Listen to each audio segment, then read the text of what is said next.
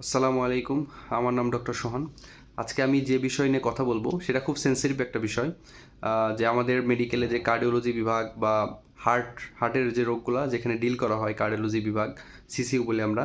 তো সেখানে যখন কোনো পেশেন্ট আসে, পেশেন্টগুলো সাধারণত এসিএস অর্থাৎ অ্যাকুট করোনারি সিনড্রোম নিয়ে আসে, যেটাকে অনেকে আপনাদের ভাষায় বলতে গেলে হার্ট অ্যাটাক নিয়ে আসে আরকি।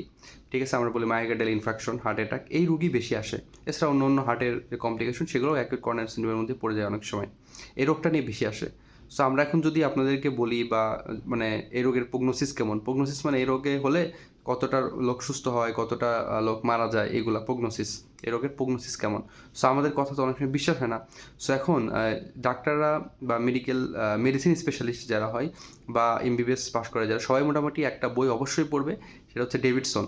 এবং এই বই থেকে মোটামুটি বাংলাদেশের বা ওয়ার্ল্ডের ম্যাক্সিমাম যারা ডক্টর হয় মেডিসিন স্পেশালিস্ট তারা এই বইটাই পড়ে। সো এই বইতে কী লেখা আছে আমি আপনাদের জানার জন্য এই বই থেকে দেখাচ্ছি যে এই যে অ্যাকুট করোনারি সিনড্রোম বা মায়োকার্ডিয়াল ইনফার্কশন হার্ট অ্যাটাক নিয়ে যখন একটা রোগী ভর্তি হয়, তো ওই রোগী হচ্ছে এরকম ওয়ান কোয়ার্টার অর্থাৎ 100 জনের মধ্যে 25 জন কিন্তু কয়েক মিনিটের মধ্যে মারা যেতে পারে।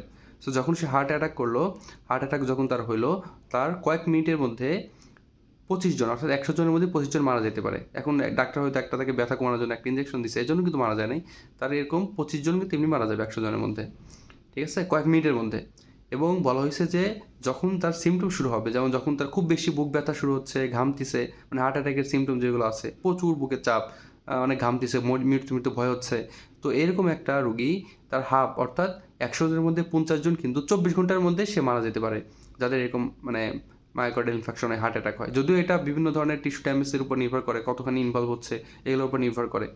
এখন মনে করেন একটা পেশেন্টকে আপনি একদম ট্রিটমেন্ট আলাদা, যেমন 3 ঘন্টার মধ্যে নিয়ে আসলে একরকম ট্রিটমেন্ট, 12 ঘন্টার মধ্যে নিয়ে আসলে একরকম ট্রিটমেন্ট, সাথে নিয়ে আসলে একরকম ট্রিটমেন্ট।